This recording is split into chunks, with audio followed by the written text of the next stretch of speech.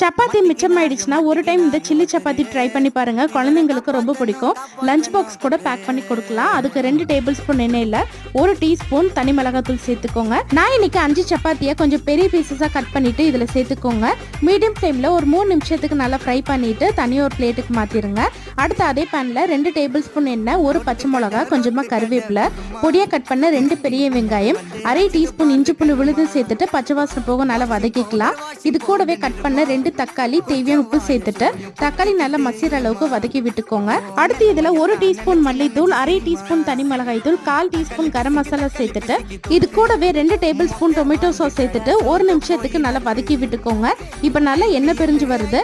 இந்த ஸ்டேஜ்ல shallow fry பண்ண சப்பாத்தி, பொடியா கட் பண்ண கொத்தமல்லி சேர்த்துட்டு 2 நிமிஷத்துக்கு இந்த மசாலா கூட நல்லா கோட் ஆகுற அளவுக்கு கலந்து விட்டுக்கோங்க.